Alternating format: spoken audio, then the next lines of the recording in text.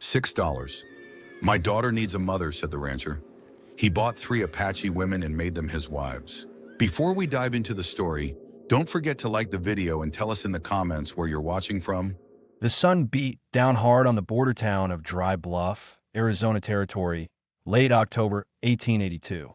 The sky was pale and dry, wind sharp enough to sting when it cut across the face. Dust hung in the air, drifting low over warped porches and dirt-packed roads. People didn't speak much on days like this. They squinted, spit into the dust, and kept walking. But today, a small crowd had gathered by the livery stable. Men mostly, some leaning on fence rails, others just passing by slower than needed. Judson Pryor stood off to the side, close enough to see, far enough not to be seen. He wore a worn flannel shirt rolled at the forearms, dusty trousers, and a long trail coat patched at the elbows. The brim of his old hat shaded his eyes, but he saw everything that he hadn't come here for this. The ride into Dry Bluff was supposed to be a quick one: sack of flour, block of salt, and maybe new shoes for his daughter, Sarah. He'd left her back at the ranch under the watch of the neighbor's boy. She didn't speak much these days, not since her mother passed, not since the house had gone quiet. But as he crossed the road toward the general store, he heard it, a voice, loud and careless, calling to the crowd like it was a market day. $6, the whole lot. Take 'em all or none. Judson stopped walking. He turned point. 3 women stood side by side, framed by the gray slats of the livery wall. Apache. All 3. They weren't chained, not anymore, but there was a rope looped loosely around one post like it had been used earlier. A man in a dust-covered vest stood nearby, arms folded, looking impatient. "These here was found trespassing near the border," the man said. "Claim they ain't runaways, but no papers. No kin to claim 'em. Don't speak much either. Been sitting quiet for 2 days now. Whole town wants 'em gone. I'll take 6 for all. Won't break 'em up." Nobody answered. A few laughs cut through the still air, low and uneasy. One man said something vulgar, and another barked a reply. Nobody stepped forward. Judson didn't speak. He studied them. The eldest looked to be in her mid-20s. She stood tall, arms at her sides, her face still. Her dress, deerskin beadwork around the chest and hem, was worn thin in places but clean. Her black hair was braided with leather strips, small feathers tied near the ends. Her jaw was set tight, but she wasn't afraid, just waiting. The second, maybe a few years younger, had loose hair hanging halfway down her back, decorated with small beads and faded shells. Her dress was frayed at the bottom, mended with uneven stitches. Her eyes flicked across the crowd slowly. She didn't seem angry or sad, just somewhere far off inside herself. The youngest looked barely 20. She had her arms crossed over her stomach, and though her face held no expression, her fingers wouldn't stop moving. Her braid hung over one shoulder, beads near the tie. There was a faint scratch on her cheek. She shifted her weight every few minutes, as if unsure how long she'd be allowed to stand. Judson looked away briefly. This wasn't his concern. He wasn't the saving kind. He'd done his saving once already, for a woman who now lay in a plot behind his cabin, and a child too small to understand why her mother never came back through the door. Still, he stayed rooted to the spot. The silence around the women reminded him of his own home. Not empty, just quiet in a way most men couldn't stand. That he thought of Sarah. 7 years old, pale from too many sick nights, withdrawn since the funeral, soft-spoken even before that. She needed warmth, company, a woman in the house, even if she wasn't her mother. Not someone to take orders or wear a ring, just someone who would stay, who knew about pain and wouldn't break under it. The man in the vest looked up. "You interested, sir?" Judson didn't answer. Not yet. He felt his hand drift toward his coat pocket. There was money there. Not much, but enough. He had no one to answer to anymore, but he stepped forward. 6 for all 3? His voice was calm, slow even. No judgment, just fact. "That's right," the man nodded. "You take 'em, they're yours. Town wants no part of it. Sheriff signed off this morning."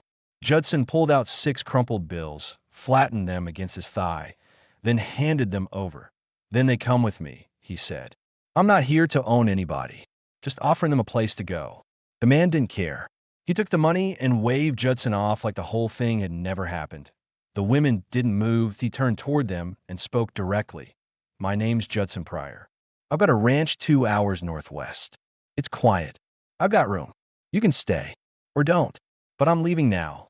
Still, no words. But the eldest stepped forward. Slow, deliberate. The others followed, neither rushed nor hesitant. Just ready to be away from here. Judson led them to his wagon, helped them climb up without touching a hand. He didn't speak much on the ride, and neither did they. The road was rough, and the sun beat lower across the ridgelines. The wagon wheels squeaked now and then. A hawk passed overhead. They arrived before dusk. The ranch wasn't much: fenced land, a split-rail barn, one windmill turning slow in the wind. The house was sturdy but plain. Pinewood planks, metal stovepipe, a porch with a bench he never sat on. He pulled up, tied the reins, and opened the front door. Inside, one room, a stove, 2 cots, a table with 4 chairs, blankets in the chest.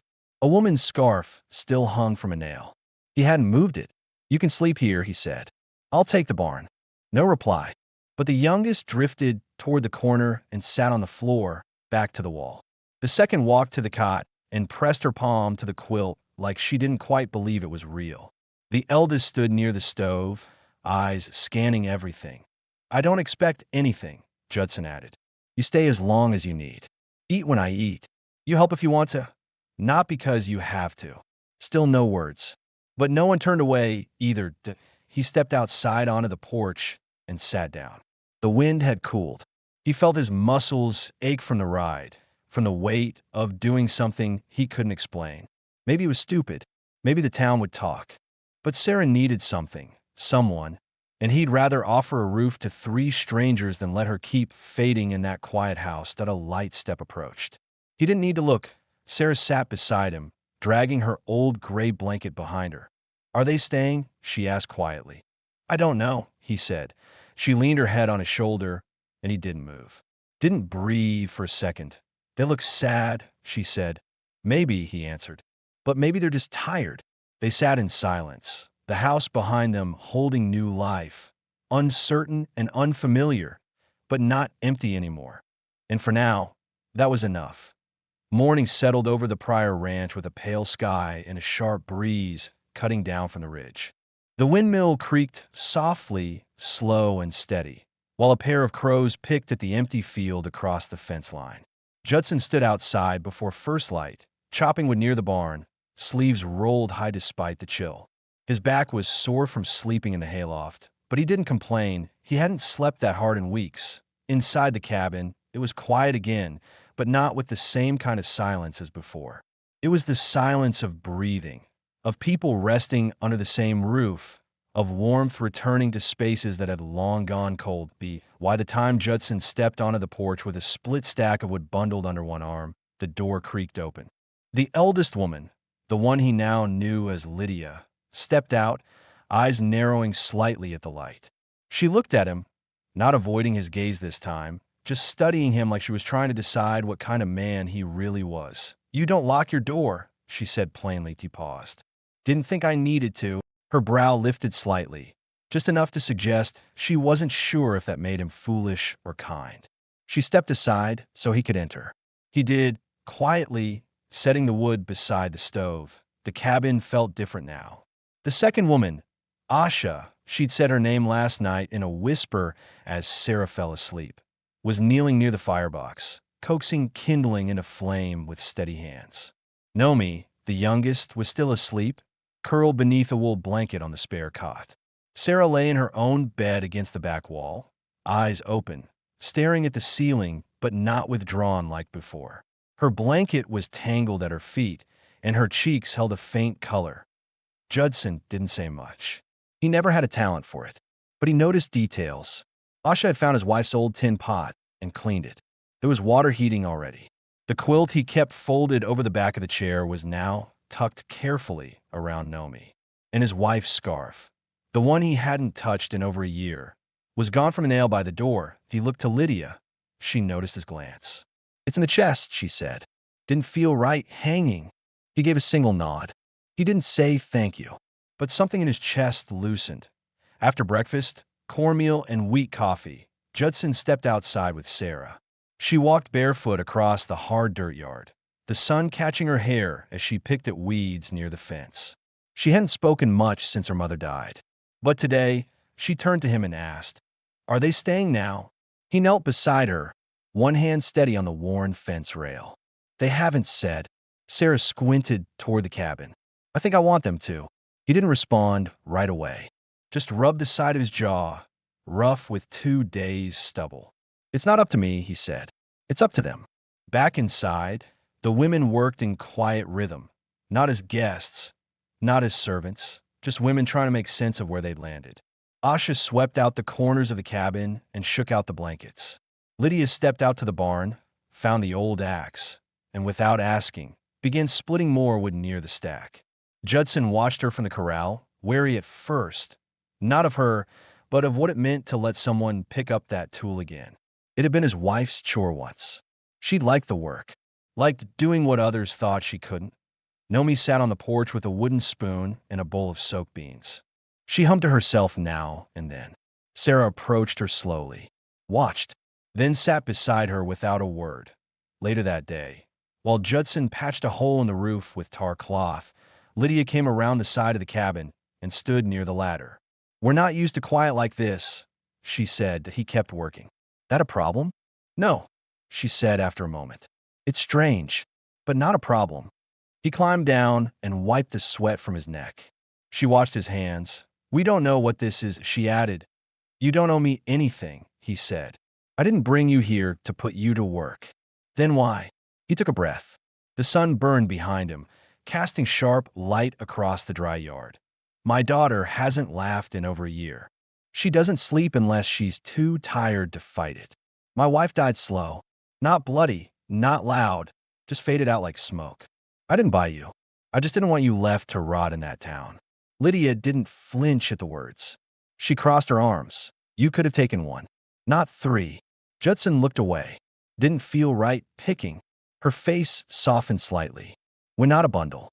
We have names. I figured. You didn't offer them.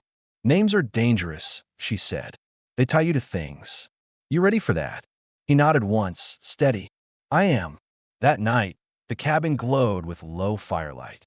The pot on the stove simmered with beans and onions. Asha sat by the hearth, gently braiding Nomi's damp hair. Lydia stitched a torn seam in Sarah's nightdress. Sarah sat in the middle of it all, holding her doll, a worn cloth thing with one button eye, and watching them, wide-eyed, not afraid anymore. Judson sat at the table, boots off, shirt loosened at the collar. He didn't speak. He just listened to the sound of cooking, of thread being pulled through cloth, of quiet breathing that didn't feel like tension anymore. The house wasn't healed. He wasn't healed, but it was no longer hollow, and no one, not the women, not the girl, had tried to leave. That meant something. The days at the Pryor Ranch began to stack up, one after another, not fast, not slow, just steady like fence posts along a line. By the third morning, the house no longer felt like a place passed through, but one cautiously being stepped into. The women had stayed, though they hadn't said they would, and Judson hadn't asked. That morning, the wind had teeth in it. A cold snap had blown in from the west overnight, scattering dry leaves across the yard and setting the chickens into restless clucks. Judson lit the stove early, moving slow so the clatter of the iron door wouldn't wake anyone. But when he turned around, Asha was already there. She was barefoot on the wooden floor, shawl draped over her shoulders. Her long hair was loose down her back, still mussed from sleep, and her eyes met his briefly before she crouched to help with the kindling. No words, just movement, efficient, knowing. She smelled of wood smoke and old soap, and Judson felt that tug in his chest again, the one he didn't quite know what to do with. She passed him the flint without looking. When the fire caught, she stood and went straight to the basin to wash. Her motions were practiced, careful. He caught himself watching, then turned away before she could notice. Later, while Sarah dressed slowly in the corner, Lydia came in from the barn with a bucket of milk and dust on her skirt hem. She sat on the table without a word, poured half into a pan, then paused. "You keep that mare tied too tight," she said. Judson looked up from sharpening his blade. She gets skittish. She gets restless, Lydia said flatly. She needs room to walk. He said nothing. But the next time he passed the corral, he loosened the rope. That day, they worked in quiet rhythms again. Asha helped Sarah brush out the tangles in her hair, speaking only in soft instructions. Hold still, and almost done. Nomi folded laundry outside, humming a half-familiar tune, something soft and sad, maybe a song she'd learned before she was ever taken. Lydia chopped kindling behind the shed, stronger than she looked, her braid falling over her shoulder as she moved. Judson fixed the porch rail, then hauled feed to the barn. When he passed the window, he saw Nomi trying to teach Sarah how to braid string in a rope. Sarah's tongue was between her teeth, focused. She hadn't spoken to anyone in town for months. Now she was giggling. It was that sound, a child's laugh, that made Judson pause mid-step. He stood there in the sun with the sack of feed over his shoulder and felt the weight of it. Not just the burlap, but the difference 1 week had made. Still, there were things unsaid. And Sarah, like children do, eventually asked what adults danced around. That evening, as the stew simmered and Judson rubbed the soreness from his hands, Sarah looked up from her bowl and asked, "Where did they come from?" "Before the town." The room stilled. Lydia looked up slowly. Asha's spoon paused midair. Nomi blinked, then lowered her gaze. Judson didn't answer for them. That it was Lydia who spoke first. "From farther east," she said. "Mountains. Dry land, like this. Men came and took what they wanted. We were moved. Then moved again." Her voice was even. She didn't explain what taken meant. She didn't have to. Sarah's eyes widened. "Did anyone try to help?" "No one could," Lydia said. "Some tried. Most didn't." Nomi added softly. "We found each other. That was enough." Asha said nothing. She just kept eating, her eyes focused on the flames dancing inside the stove. Later, as the moon rose and everyone settled into their own spaces, Judson stood alone outside, arms crossed against the cold. He hadn't asked for their stories, not because he didn't care, but because he didn't want them to feel obligated to bleed more than they already had. Still, now he knew more. Enough to see the fractures beneath their silence that he looked back at the window. Inside, Lydia was tucking Sarah's blanket tighter. Nomi sat cross-legged, mending one of his old work shirts. Asha leaned against the far wall. Watching the flames, he thought about what Lydia had said. That no one helped. That most didn't. He wondered what kind of man he'd been before. And what kind he was now. He didn't speak it aloud, but deep in his gut he knew. They were owed more than just shelter. They deserved a home. One they could help shape, not just survive in. The next day, he would make that clear. But tonight, he stood under the stars, the air sharp, the earth quiet, and he let the sound of distant laughter inside his cabin tell him he was no longer alone. The frost came early that week, silvering the edges of the pasture and turning the pump handle stiff by dawn. Judson had to light the stove before the sky even lightened, moving slowly so the door hinges wouldn't creak and wake anyone. But when he entered the main room, Asha was already there, wrapped in her shawl, squatting near the stove with the flint in hand. She gave him a brief glance, then returned to striking. This time, he didn't step back. He knelt beside her, added kindling with practiced fingers. Their shoulders almost touched. "Wood's wetter this morning," he said low. She nodded once. Wasn't covered. That was true. He'd forgotten to tarp it the night before. He didn't answer, just passed her a few dried pine sticks from the small indoor stack. By the time Sarah was up, the fire was going strong, and steam curled from the coffee pot.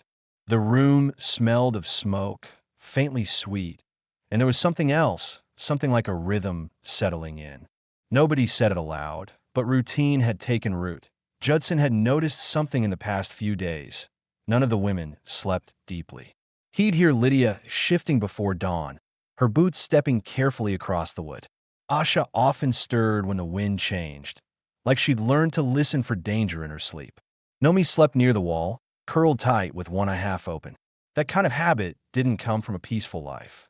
It came from captivity, from fear, hunger, nights without walls. But here, they moved more easily now. Lydia had taken to managing the barn herself, checking the mare, feeding the mule, pitching hay without being asked. She didn't speak often to Judson, but when she did, it was direct and honest. like she decided he could be trusted provisionally. Nomi, quiet as ever, had made a place for herself beside Sarah. They sewed together that morning on the porch, stitching patches into an old apron. Nomi had a gentle hand and a calm voice. Sarah responded to that. The girl smiled more now. She asked questions again. She wanted to help. Judson had caught her asking Nomi how to say certain words in Apache. Nomi had smiled faintly and taught her. Soft syllables repeated under the breath, foreign sounds that somehow felt like belonging. Still, the house was small. 3 beds, 1 table, no real privacy. There was no plan, no clear arrangement, just shared space and cautious acceptance, which was fine for now. But Judson knew it couldn't stay like this forever. He'd made a decision. That afternoon, he rode to the edge of the property, where the old smokehouse had collapsed 2 winters back. The ground there was level. The sun touched it all day. He stood there with his arms crossed, studying the spot. He was thinking like a man who didn't expect to be alone anymore. And that thought brought a weight he hadn't carried in years. Responsibility, but also something else. Choice that he returned just as the sun dipped.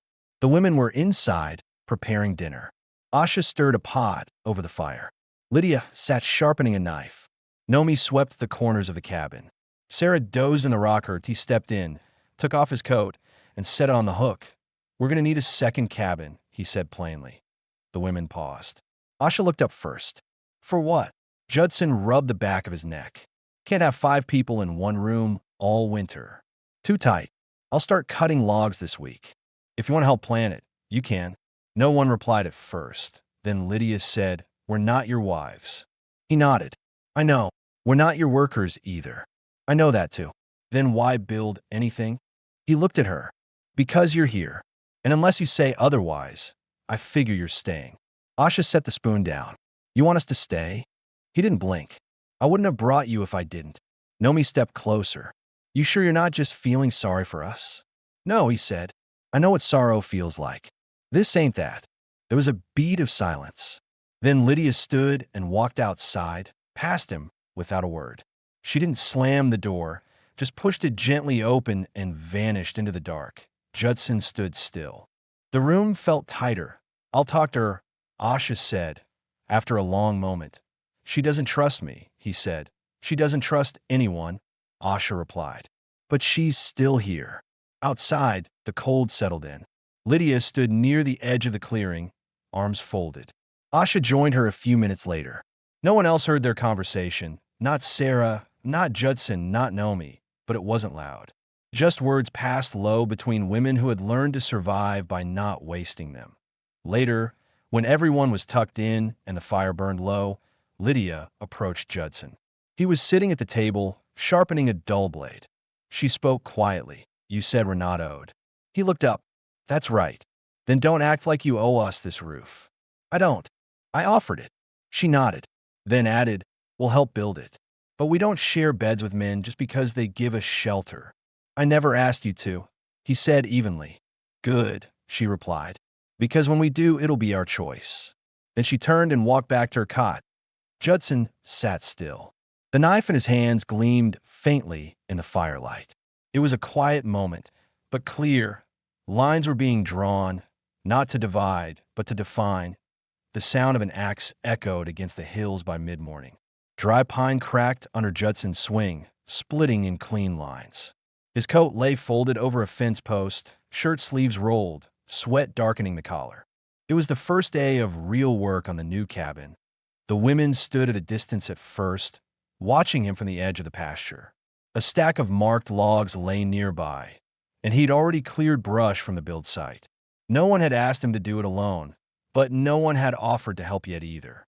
He didn't take it personal. Lydia eventually stepped forward. She didn't say anything, just picked up the duller axe and tested its weight in her hand. Judson gave a single nod. They worked side by side after that, saying little, the rhythm of labor filling the silence between them. Back at the house, Nomi taught Sarah how to grind dried corn in a cracked bowl. Asha mended a blanket by the fire. Everything moved forward, slow and deliberate, the way frontier life demanded. Survival wasn't loud. It was just daily, 1,000 small tasks done without being told. By midday, Lydia paused to wipe her brow and glanced toward Judson. You ever build a house before? Only this one, he said, nodding back toward the cabin. She squinted. You were younger then. Had help, he admitted. From who? My wife. Lydia didn't press. She just returned to chopping. By now. The viewers might wonder, why 3 women? Why didn't Judson just choose one? Even Sarah had asked it quietly the night before as she tucked her doll under the quilt. He hadn't answered her then, but the question stuck. Oh, now. In the middle of the build site, he gave Lydia the truth. I didn't pick one of you because it felt wrong to treat people like goods, he said. Wasn't a choice to make. You were together when I saw you. That mattered. Lydia leaned on the axe, breathing hard. We stayed together because no one else would have us. I figured, Judson said. That's why I didn't separate you.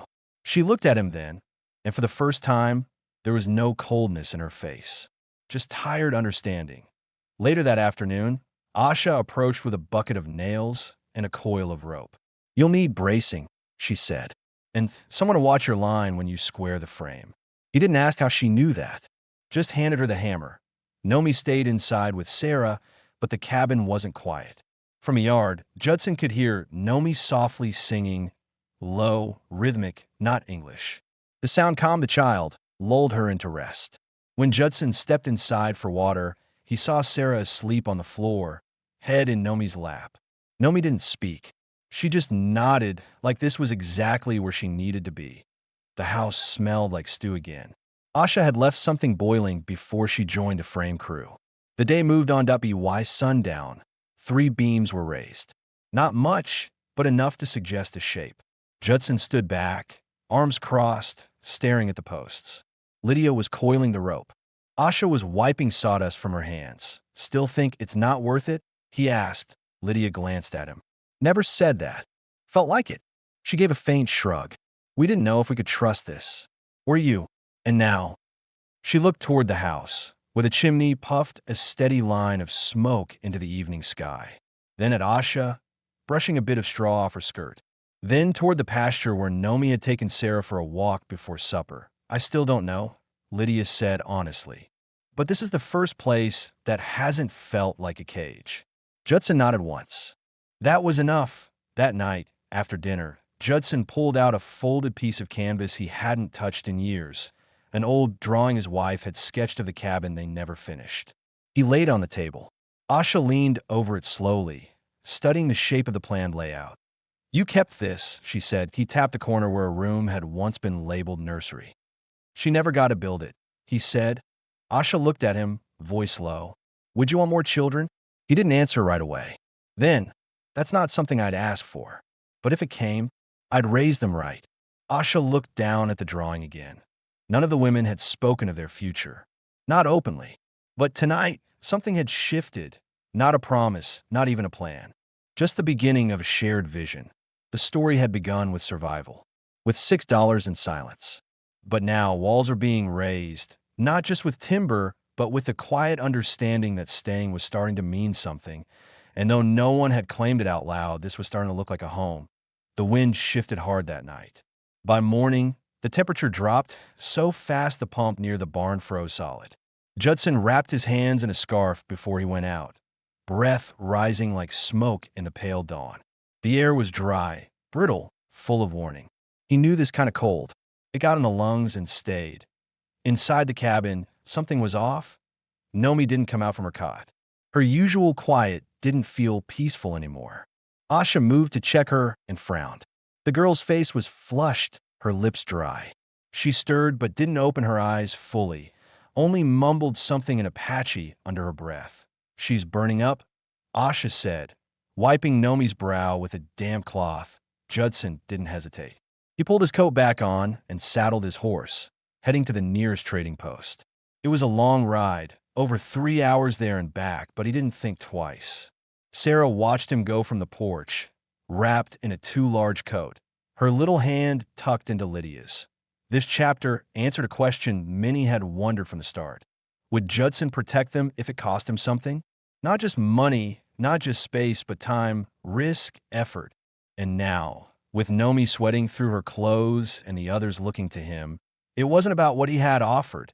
It was about what he was willing to do when it counted. The ride was rough. Cold wind bit at his face, and the sun barely warmed the ridge lines. By the time he reached the post, he was half numb. He paid for what he could: quinine, willow bark, dry towels, extra blankets, and some root the old woman behind the counter insisted would break fever faster than anything out west. He didn't argue, just paid and left. When he got back, it was near dark. Lydia opened the door before he could knock. The room inside was hot, too hot, the stove burning strong. Nomi was on the cot, hair damp, eyes fluttering. Asha looked up with red-rimmed eyes, but said nothing. She just took the supplies and got to work. Judson didn't hover. He stepped aside and tended the stove.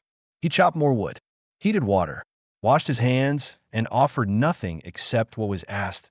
At one point, Lydia came to him quietly. She's talking in her sleep. What's she saying? Lydia's mouth tightened. Names. Places. I think she thinks she's still back where they held us. Judson didn't ask for details. He wouldn't force that out of them. But the weight of what he didn't know pressed harder now. He could shelter them, feed them, build walls. But he couldn't erase where they'd been before that he didn't sleep that night. Sat in the rocking chair by the window with his rifle across his knees. Not for protection, there was no threat out there. It was just habit, a way to feel like he was doing something. Sarah crept out from her blanket near dawn and sat beside him. She gonna die? She whispered. He looked down at her.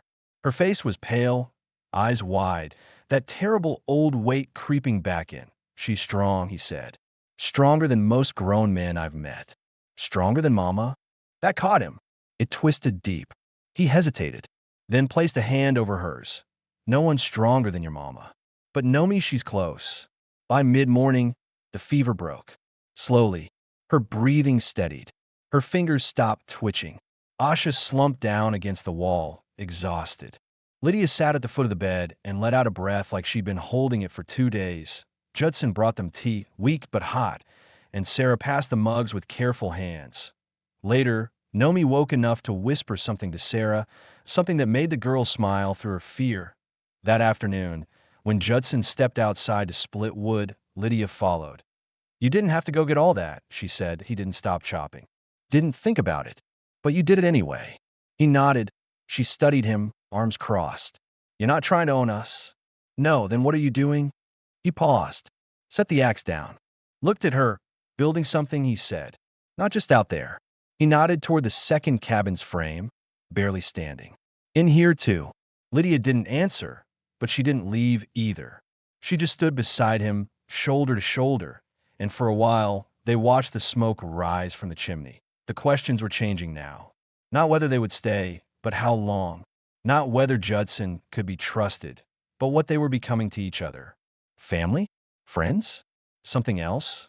And maybe most of all, what would happen if one of them got too close? Because something was beginning to shift, not just safety, not just survival, but the possibility of love. The wind finally calmed by week's end. The sky turned pale blue and held steady. No threat of frost that morning, just a thin hush of clouds stretching over the hills and a dry stillness that meant the air was giving them a break, at least for now. Judson rose before first light. He didn't light the stove right away. He stood outside instead, hands shoved deep into his coat pockets, staring at the framework of the second cabin. It wasn't much yet. 4 walls halfway built, roof beams stacked and ready, still open to the sky, but looked like something now. Not a gesture, but a structure. Behind him, the door creaked open. Lydia's boots sounded on the porch. She didn't speak, just leaned on the post beside him, arms folded, hair pulled back tight against the wind. Judson didn't turn. They stood like that for a while, 2 figures watching a house not yet finished. You're moving slow on that roof, she said. I've been working in pieces, he replied. Feels like that's your way. He nodded. I don't rush things. She hesitated. Even people. He looked at her now, slow and careful. Especially people. Lydia glanced away. We've been trying not to expect anything from you. From his place. But something's shifting. You feel it. Yeah. You scared of it. He didn't answer right away. I'd be more scared if nothing changed. That day, they worked on the roof together. Asha joined too. She had a sharp eye for balance, called out measurements, adjusted planks. Judson handed her the hammer without a word. They passed tools back and forth like they'd done a dozen times already. Inside, Nomi was still pale, but sitting up. Sarah insisted on wrapping her in every blanket in the house. The girl had grown attached, not just to Nomi, but to all three women. She no longer followed Judson around the ranch like a shadow. She had found her own gravity, her own place. And he could feel that in the space between them. It didn't hurt. It felt like healing that a question the audience may have carried since Chapter 1 was now clear. Was this arrangement temporary? Were these women just passing through? No, not anymore. Midday. The walls were sealed and the roof was half raised. A real shelter. Not fancy, not proper, but strong. Asha wiped sweat from her face and looked at Judson. When it's done, she said, "Do we pick where we sleep? Or do you?" "You pick," he said. "Every time." That evening, over dinner, Sarah brought out a piece of paper she'd scribbled on with charcoal. It was rough, smudged, a drawing of the cabin. Both cabins, actually, side by side. 5 stick figures standing in front. Nomi smiled faintly. "Who's everyone?" Sarah pointed. "That's Papa. That's me. That's Lydia. You got the axe." She giggled. "That's Asha with her hair flying. And that's you," she told Nomi, "with the blanket you never let go." The room went quiet for a second. Not awkward, just full.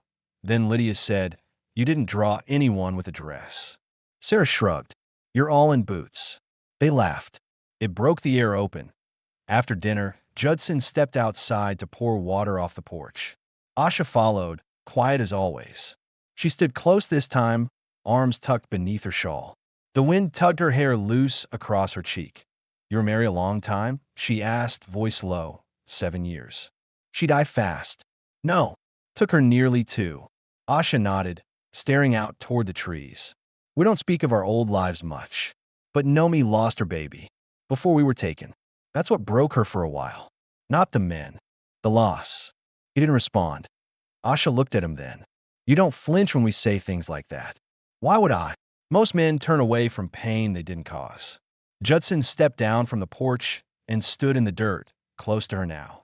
"I got more pain than I know what to do with. Don't need to fear someone else's." She studied him.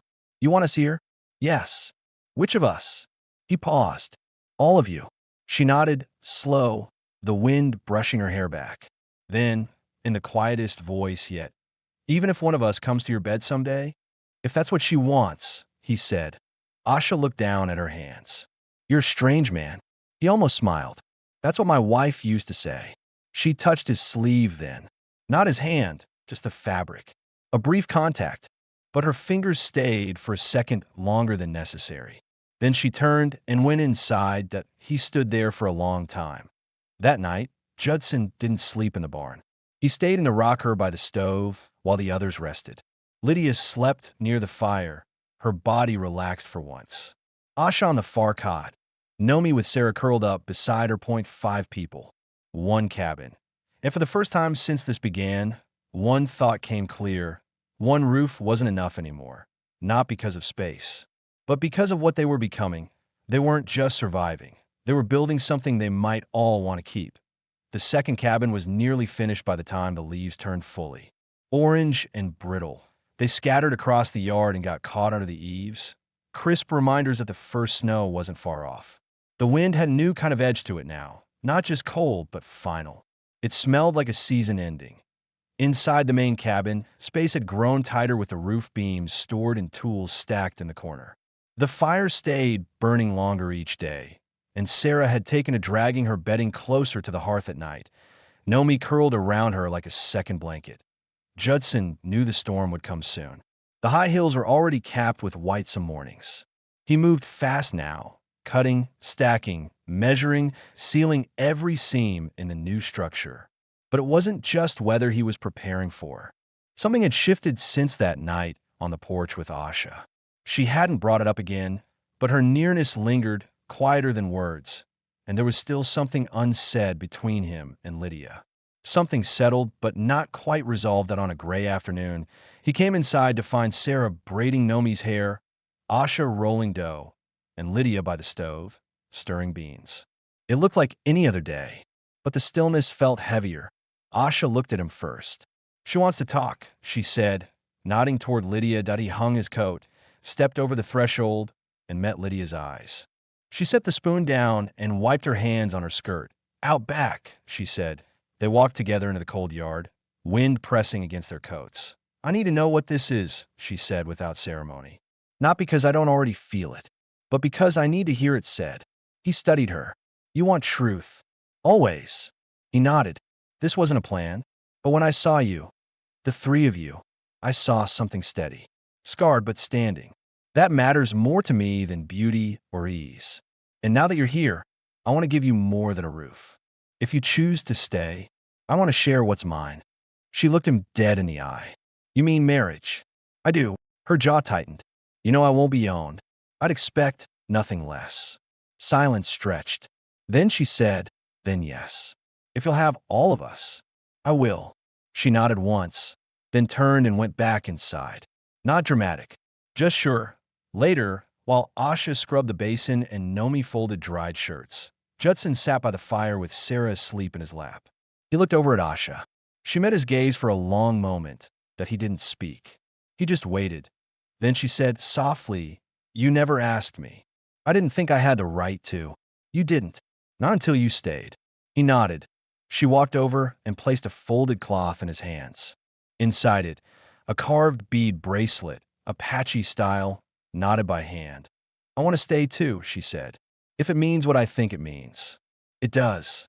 She turned back toward the stove, not needing more words. Later that night, when the snow started falling, light at first, but steady, Nomi approached him where he sat near the fire.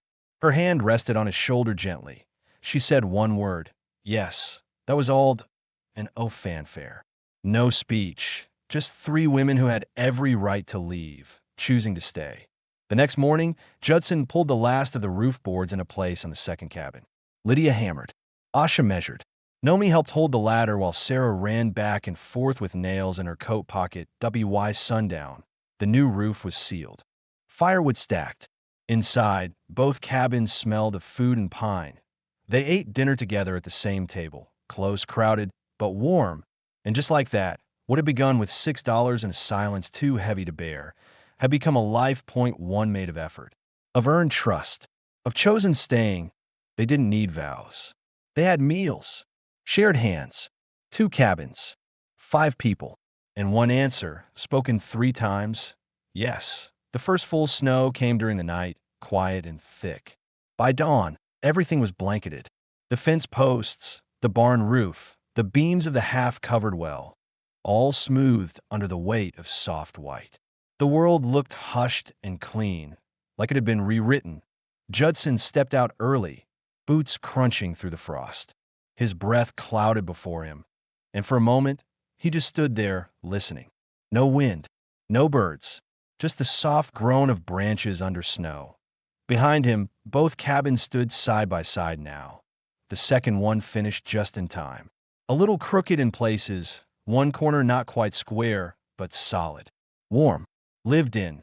Inside the main cabin, Sarah was already up, bundled in her wool coat, and dragging a basket of kindling to the hearth. Nomi helped her, slow but steady, the fever long gone now, her color back. Lydia was in the new cabin, already boiling water. Asha was fixing a broken drawer with a strip of leather and a handful of nails. The 2 women had claimed the second house, by choice, while Judson and Sarah kept the old one. The plan wasn't strict. No rules were written. But every night, they ate under one roof. Every morning, they met by the stove. There had been no wedding, no paper, no preacher riding in from town. But no one questioned who belonged to whom. Judson's hands were cracked from cold. His coat hung heavier with snow each time he came in from chopping wood. But he didn't complain, because when he came in now, there were voices. There was heat. There was the smell of food and the sight of Sarah sitting with her doll beside Nomi, of Asha brushing snow from her skirt and placing warm bread on the table, of Lydia rolling up her sleeves to mend another split seam in his winter coat. They had built something, and not just with logs and rope point. One question still hovered in some minds. Maybe, how would this end? Would one woman get cast aside? Would jealousy come? Did they love him?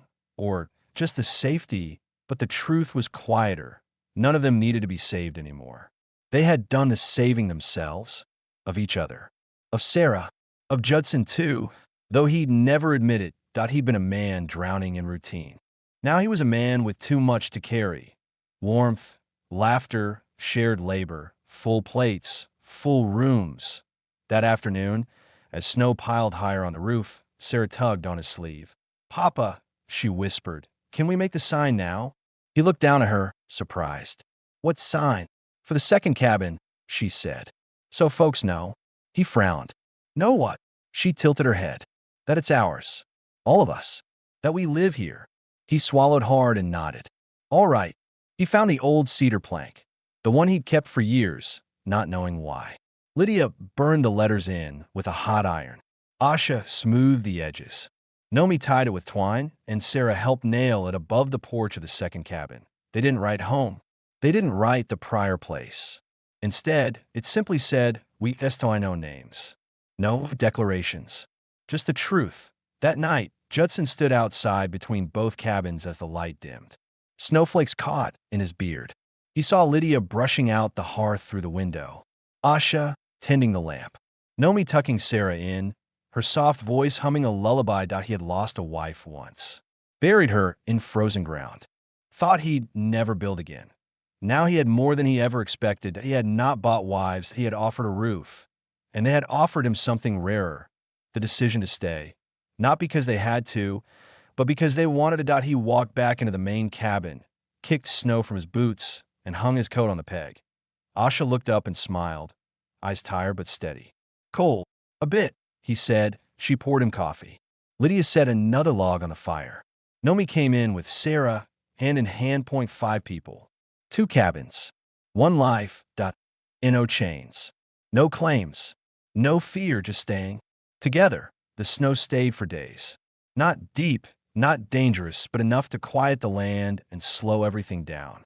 Judson moved between the 2 cabins each morning, checking the roofs, splitting wood, hauling water before the pump froze.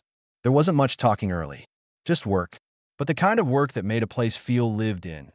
Inside the cabins, things had settled into their own rhythm. Not forced, not figured out overnight, but earned like all real peace is. Sarah now woke to warmth and the sound of someone humming. Sometimes it was Nomi. Other times, Asha, who always rose before the light. Lydia taught her how to season meat without wasting the salt, how to check a coat seam for cold drafts, how to repair a boot sole with heat and tallow. The lessons passed back and forth, not from teacher to student, but from woman to woman. Judson built a small bench between the cabins, under the overhang where the roof lines nearly met. He didn't explain it, but they all knew what it was, a place to sit when the weather let up. A shared porch, even if only 4 feet wide, and more questions hung in the air now. Not about who would stay, not about who loved who more, not about which woman would end up beside him in bed. The truth was simpler than that. Some nights he was with Asha, some with Lydia, and sometimes he just stayed by the fire while they curled near Sarah in the other room. There was no shame in any of it, no tension. The women weren't there for him. They were there because they had chosen the same thing he had, the life that had come out of nothing. The townsfolk didn't come out this far. Not anymore. No one asked questions. No one tried to buy or move anyone again. Word had gotten around, likely from the postmaster or the man who once tried to pawn the women off. That Pryor's ranch was full now. Not of cattle, of people. And you didn't interfere with people who had survived more than you could understand. The questions that might still lingered: did Judson really love them all? Did they love him? Would Sarah grow up confused? Would this life hold? The answers came not in speeches, but in moments. Judson replacing the door latch, quietly, so Nomi wouldn't worry about noises at night. Asha brushing the ash from Sarah's clothes before schoolwork. Lydia pulling Judson's coat straight, grumbling, "You're not dead, so look like it." Sarah asking to carve another sign, this one for the barn, that simply said, OURS. One evening, while supper simmered and the snow fell thick again, Lydia sat on the edge of Judson's bed and asked, not sharply this time, "Do you miss her?" He knew who she meant. "Yes," he said. but I don't ache like I used to. You still love her? He looked at his hands, then back at her. Yeah, I do. Lydia nodded slowly. And you love us too? He didn't flinch. Yes, I do. She leaned in and kissed him. They were there because they had chosen the same thing he had, the life that had come out of nothing. The townsfolk didn't come out this far. Not anymore. No one asked questions. No one tried to buy or move anyone again. Word had gotten around, likely from the postmaster or the man who once tried to pawn the women off. That Pryor's ranch was full now. Not of cattle, of people. And you didn't interfere with people who had survived more than you could understand. The questions that might still lingered: did Judson really love them all? Did they love him? Would Sarah grow up confused? Not hard, not quick, just sure. That night, Nomi fell asleep beside Sarah, arms around her. Asha curled near the fire with her beadwork. Lydia lay beside Judson, one leg tossed over his, her breath slow and even. Outside, the wind howled once, then quieted. Judson stared at the ceiling for a long while, thinking about what they'd built. Not out of romance or desperation, but out of routine, decency, survival. What had begun with $6, an act most men would have done for show or pride, had turned into something solid. Not flashy, not loud, but lasting. He had given them nothing but choice. And they had chosen him, and this place again and again. WY spring, there would be new chickens.